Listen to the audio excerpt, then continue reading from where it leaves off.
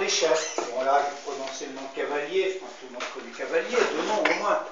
Cavalier a laissé des mémoires. Parce que là, il y a l'aspect manuscrit, il y a l'aspect parmi ces gens, il y en a qui ont écrit. Bon. Pourquoi il a écrit, il a laissé des mémoires, Cavalier? C'est parce que Cavalier a survécu. C'est bien ce qu'on lui reproche d'ailleurs. Hein, un vrai camisard ne survit pas. Il meurt au combat ou il meurt sur le bûcher.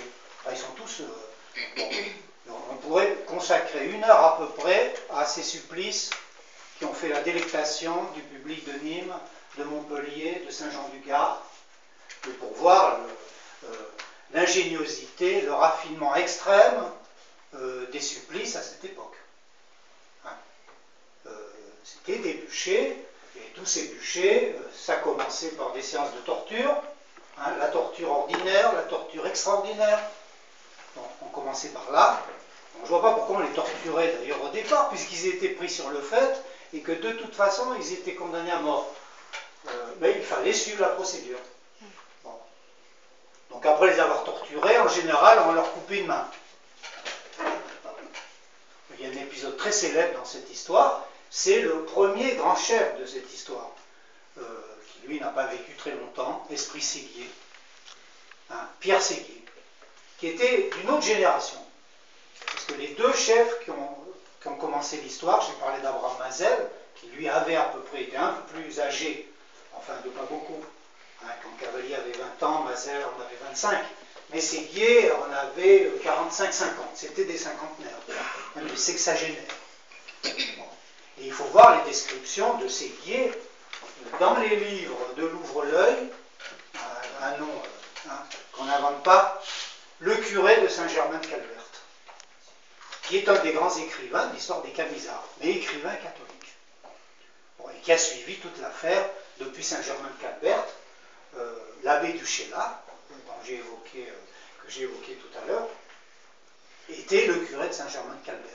Et Saint-Germain-de-Calberte était, par excellence, un de ces villages fortifiés qui, dans cette situation où les Cévennes étaient à feu et à sang, évidemment représentait une espèce de rempart. Parce que toute la stratégie des armées royales, face à cette guerre de guérilla, qui était justement...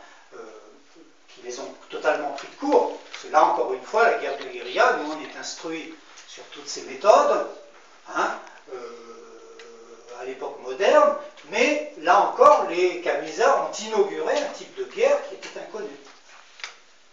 Et non seulement les soldats de cette époque étaient incapables de combattre de cette façon, parce qu'ils n'avaient pas appris, mais ils ont eu la surprise de se voir infliger des défaites retentissantes dans la plaine.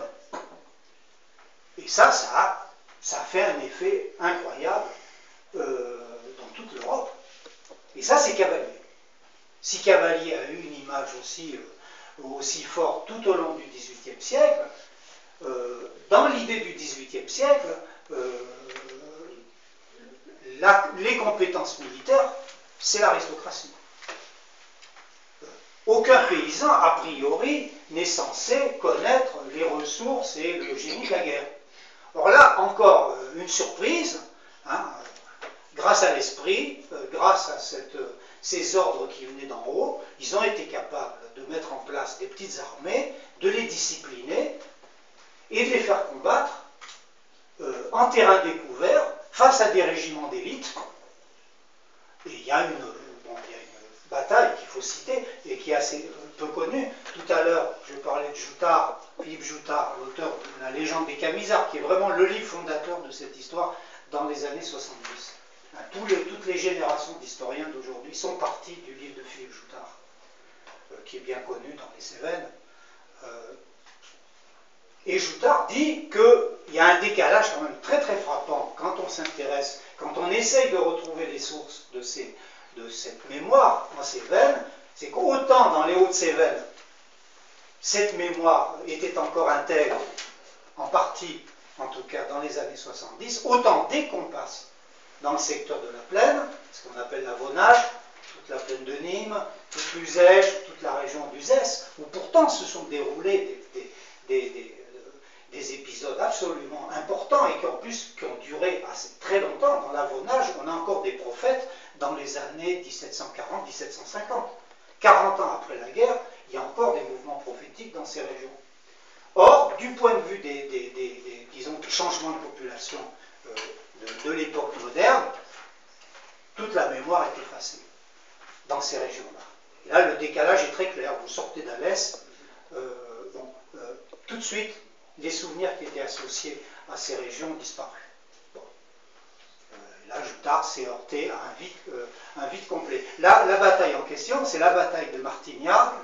Je ne sais pas si vous situez Martignard, assez proche d'Alès, assez proche sur la ligne du Gardon entre Uzès et Alès. Ce qui est curieux dans le cas de Cavalier, c'est qu'en gros, il a combattu dans un périmètre de 10 à 20 km autour de sa ville natale. C'est quelque chose d'assez fascinant. Tous ces chefs sont enracinés dans leur région natale. Dans le cas de Roland, que je citais tout à l'heure, qui autrefois m'a intéressé beaucoup parce que justement ça concernait la région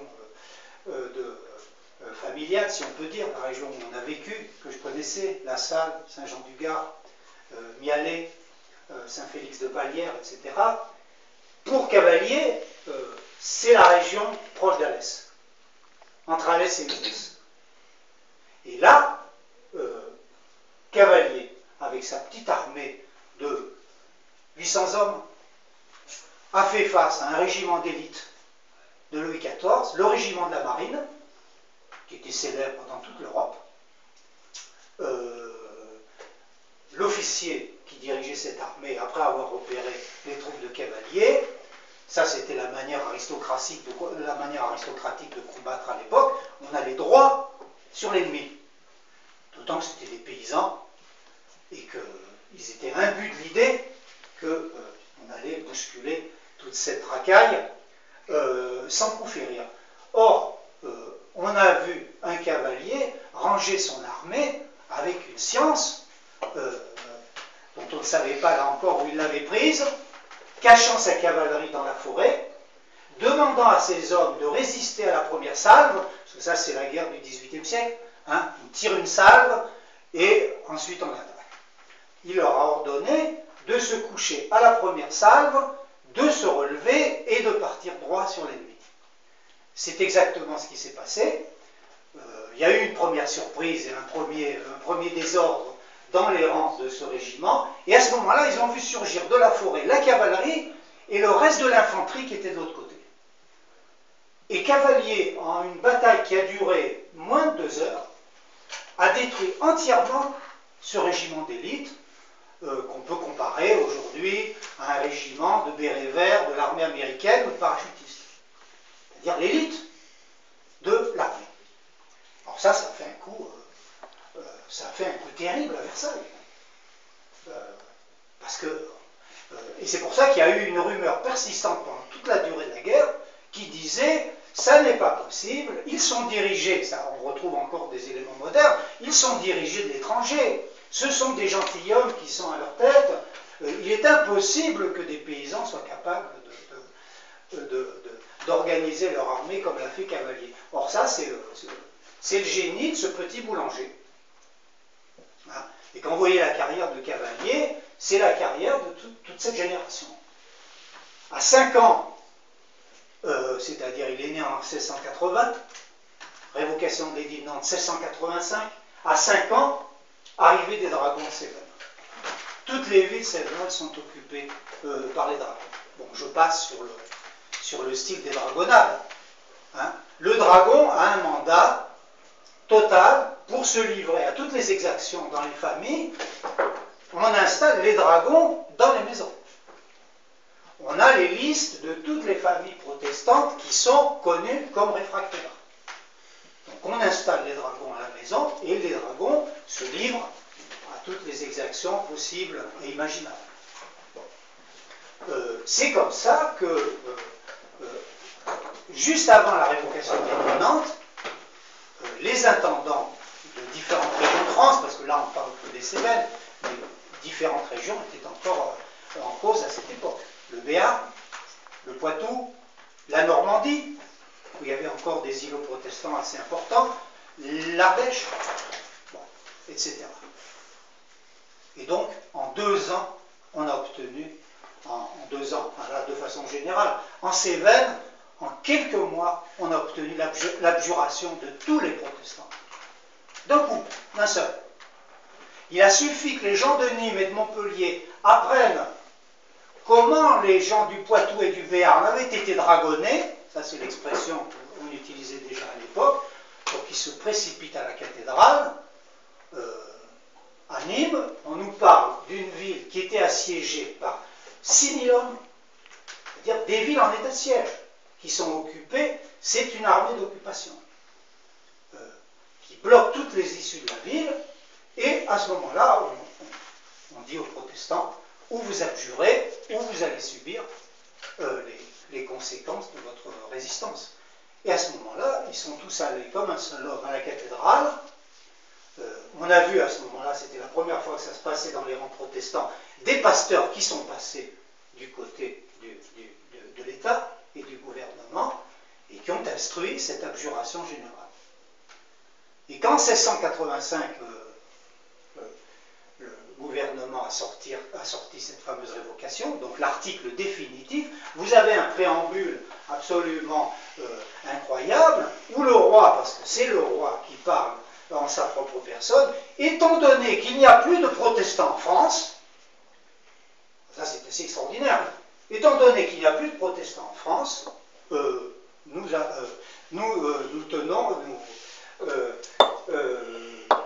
décidons d'abolir définitivement cette religion.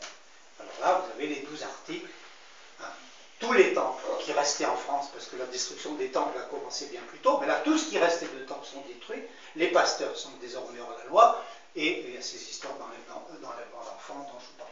Bon. À partir de là, il n'y a plus officiellement de religion protestante en France, et ils sont définitivement hors la loi. On est en 1685, donc on est à 17 ans du début de la guerre. Alors donc on peut imaginer ce qui s'est passé pendant ces 17 ans.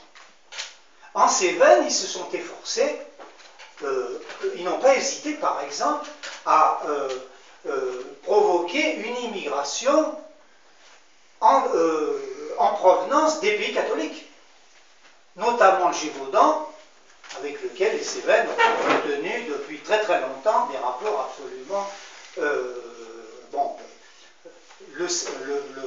le Gévaudan catholique, aristocratique, face à des Cévennes protestantes et autres. Donc ils ne se sont pas fait prier pour venir en renfort en Cévennes pour occuper les villages et pour désormais contrôler toutes les municipalités.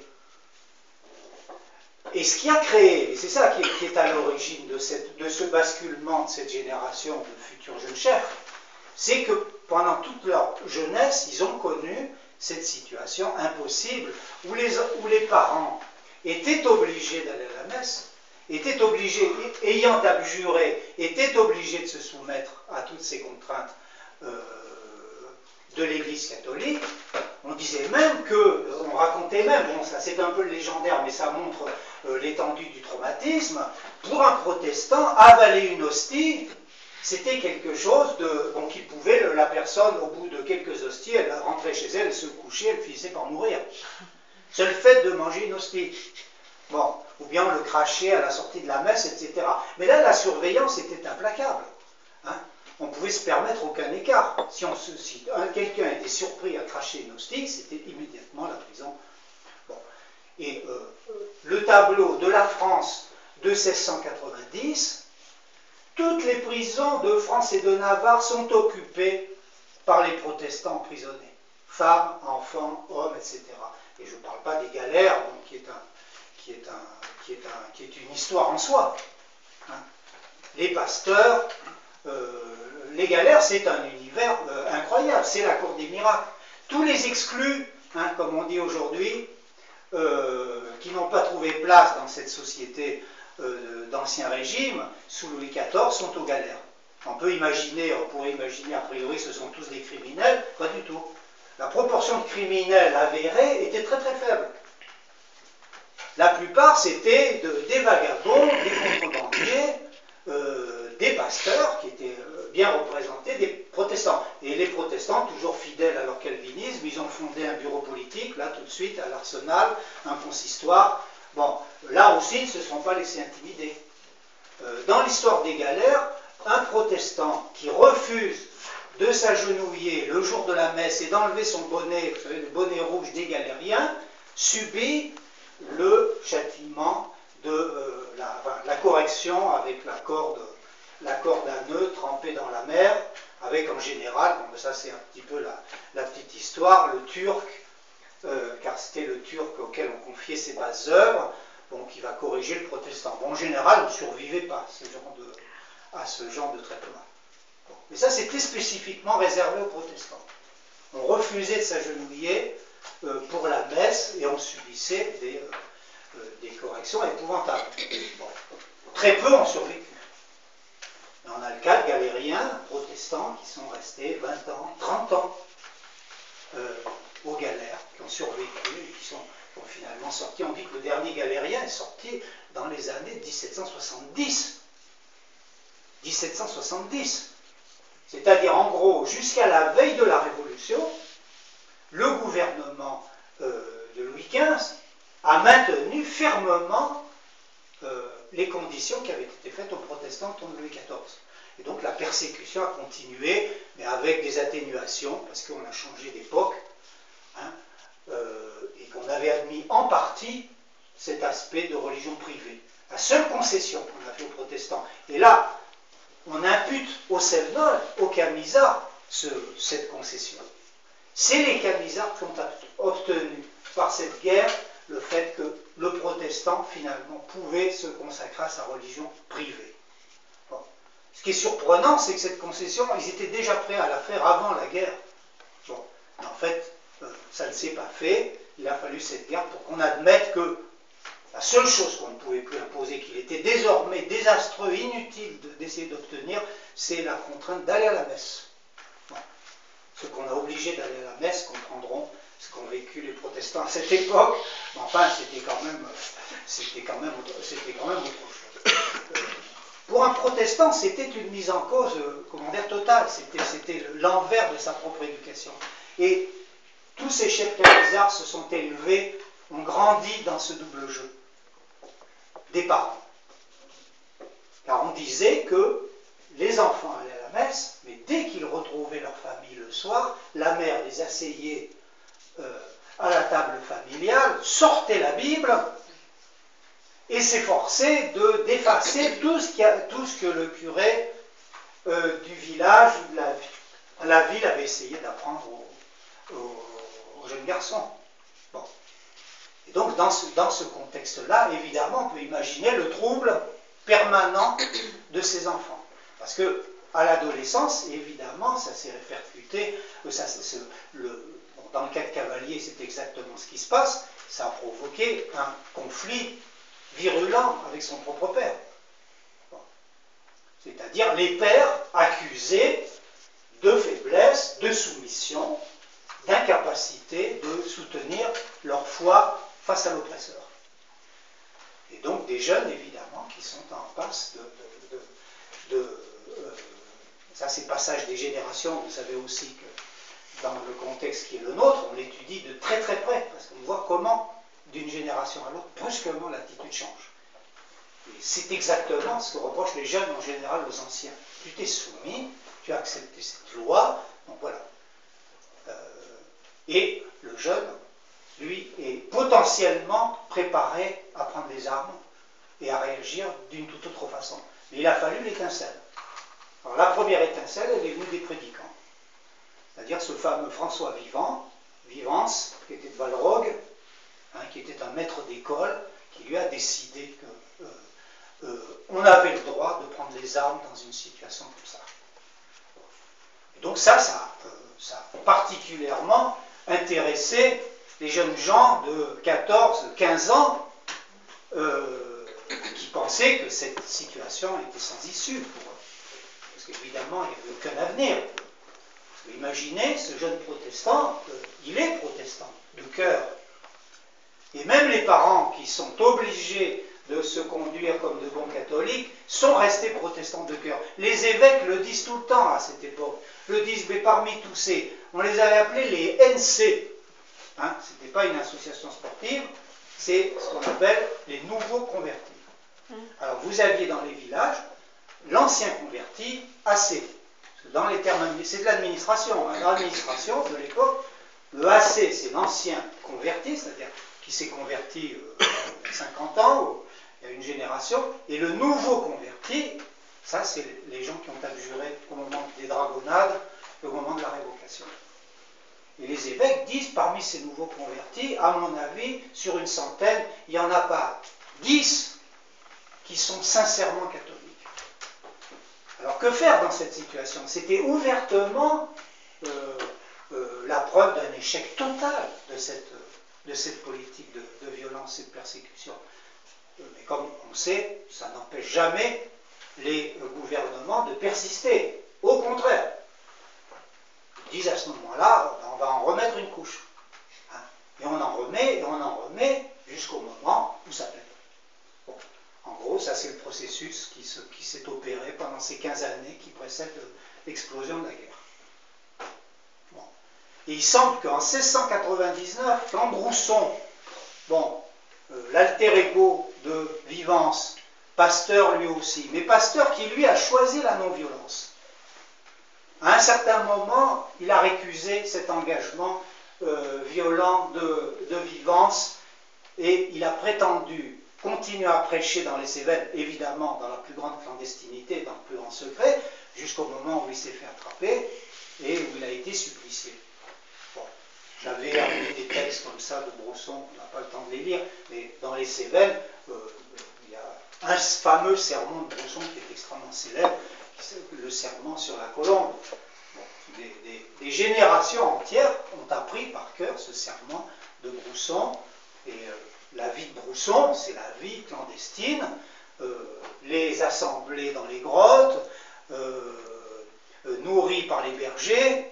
Bon, cette vie, de ce point de vue-là aussi, c'est quelque chose d'assez saisissant. Ce choix qu'ils avaient adopté, et cette vie quasiment sauvage, pour éviter évidemment la mauvaise rencontre avec les soldats, donc qui finit toujours par arriver. 1699, Brousson est supplicié, brûlé à Montpellier. Bon. Et il semble que là, ça a eu un retentissement incroyable dans ces jeunes générations. Parce que Brousson était extrêmement célèbre dans toutes les Cévennes, il était une sorte de modèle, d'idéal pour ces jeunes gens qui piaffaient d'impatience, qui ne supportaient plus l'ambiance familiale, l'ambiance de délation qui était l'ambiance des villages, parce que l'horreur quotidienne, c'est ça. C'est qu'en convertissant de force toute une population, la confrontation entre les anciens catholiques, les nouveaux catholiques qui sont encore protestants, etc., vous pouvez imaginer ce qu'était le rapport des villageois entre eux. Tout est sous le coup de la dénonciation, de la délation, de la fausseté, du double jeu, et puis de tout cet ensemble de traîtres qui, eux, ont choisi le réalisme, c'est-à-dire travailler au service de l'État pour chasser les assemblées secrètes, traquer les camisards, et parmi les cibles qui étaient celles, depuis longtemps, de tous ces camisards qui vont rentrer en action, il y avait d'abord les curés, bien sûr, parce que la persécution passe d'abord par les curés, c'est les curés qui dressent les listes de gens qui ne se conduisent pas comme il faut, c'est les curés qui vont dans les familles, c'est les curés qui interviennent dans les cas où les protestants sont malades, et il faut leur faire dire sur leur lit de mort qu'ils meurent en catholique. Car ils sont au courant de ce qui se passe. Ils savent très bien que les protestants font des pieds et des mains pour éviter la visite du curé. Bon. Et dans le cas où quelqu'un qui avait abjuré se récusait au dernier moment ou refusait de se confesser au curé, alors là c'était le traitement de choc, c'est-à-dire on allait jusqu'à déterrer les cadavres et on traînait les cadavres sur des clés dans des rues, dans les rues. C'est ce qu'on appelle le relapse. Le relapse, c'est celui qui a abjuré et qui en réalité est revenu au protestantisme. Et ça, aux yeux de cette administration inquisitoriale, c'est le crime suprême. on est catholique, on ne revient pas au protestantisme. Si on revient au protestantisme, alors là, c'est les peines, c'est le régime de rigueur qui est employé. Donc 1699, le supplice de Brosson à Montpellier. Brosson est mort comme un martyr en chantant des psaumes. Il a donné le modèle de ce que vont être tous les supplices qu'on va voir et que vont subir la plupart des grands chefs camisards. Roland l'a évité parce qu'il est mort. La seule façon de l'éviter, c'était évidemment l'exil, mais en général, il revenait toujours dans les Cévennes. Il ne supportait même pas de rester hors de leur région. En général, on mourait sur le champ de bataille. Mais la plupart sont morts sur le bûcher, soit brûlés, soit roués. Bon, voilà, le supplice de la roue, qui est le grand supplice de l'époque. Et là, il n'y a pas eu un épisode de ces supplices dans lequel, là encore, interviennent des éléments de prodige. Un des souvenirs qui étaient les plus connus à l'époque, c'est un certain Étienne Gou qui a été supplicié à Saint-Jean-du-Gard et dont on dit qu'au dernier coup de barre, vous savez que la roue, on était sur la roue et le bourreau brisait méthodiquement tous les membres de la victime. Et le dernier coup était donné de plein fouet sur la poitrine. Et en général, le malheureux mourait à ce moment-là, et ça n'était pas fini d'ailleurs, parce qu'ensuite on le jetait dans les flammes. Hein. C'était le traitement pour les hérétiques. Ça finissait nécessairement dans les flammes. Quand quelqu'un mourait sur le champ de bataille, on coupait la tête, et on brûlait la tête sur un bûcher, à côté de ceux qui avaient été... Bon, on ne s'étend pas sur des détails atroces, mais ça fait partie de la mise en scène. Bon, les historiens disent de façon très raffinée, c'est le théâtre punitif de l'époque Louis XIV. Voilà. Face au théâtre sacré des Cévenols et de leurs martyrs, vous avez le grand théâtre punitif de l'ère Louis XIV, où le supplice joue évidemment un rôle central. Dans la mesure où il faut bien convaincre les populations de ce que c'est l'hérétique, parce que tout ça n'est pas du sadisme gratuit. On croyait profondément et sincèrement au côté nocif et absolument pernicieux de l'hérétique. Donc il fallait lui faire subir un châtiment en rapport avec sa faute. Et il fallait que les gens le voient. Seulement dans le cas des camisards, ce sont des martyrs, c'est-à-dire des gens qui vont au supplice parfois avec le sourire, toujours en chantant des psaumes, et qui chantent sur le bûcher jusqu'à la dernière seconde. Ça, c'est des témoignages. Alors vous imaginez la gueule des intendants, des officiers, de tout cet appareil administratif du régime, devant, par obligation professionnelle, assister au supplice, de devoir subir les psaumes des protestants jusqu'à la fin du supplice. Et on a des témoignages du maréchal de Villars, on a des témoignages de Baville, le grand intendant du Languedoc. Ils sont en général absolument désemparés devant cette résistance. Parce que là encore, ils espèrent que ce gueux, que ce paysan, certes imbu de sa foi, va quand même céder à la fin devant la souffrance. Eh bien non, pas du tout. Pas du tout. Bien au contraire. Et chaque fois qu'on les a interrogés, qu'on a marchandé dans les prisons en lui disant « Mais qu'est-ce que ça te coûte d'abjurer ?» On ne te demande même pas. On a même la phrase d'un ministre. Alors vous voyez ce qu'il y avait dans la cervelle d'un ministre de Louis XIV. Il a dit à Cavalier « Le roi ne te demande qu'une seule chose, c'est d'aller à la messe. Si tu veux prier le diable dans la messe, fais-le. Ça ne nous concerne pas, mais va à la messe. » Autrement dit, on leur demandait d'adopter une attitude, voilà, ce qui était l'attitude de ces nouveaux convertis. Ils vont à la messe, mais ils sont toujours protestants et huguenots de cœur, parce que c'est quelque chose d'irréductible. Bon, je crois que j'ai déjà entamé mon... j'ai déjà terminé mon mandat. Bon, la demande, c'était d'essayer d'évoquer ces chefs. Alors, je vais essayer d'aller encore plus vite. Je ne peux pas m'empêcher de faire des cercles, parce que chaque fois, j'ai l'impression que si on l'aborde de front, évidemment, on n'a pas les éléments pour saisir ce qui se passe. Bon, Alors, essayons de... Ce que je voulais raconter, en fait, à la fin, c'est montrer l'extension de cette histoire. Parce que la guerre, proprement dit, c'est 2 ans.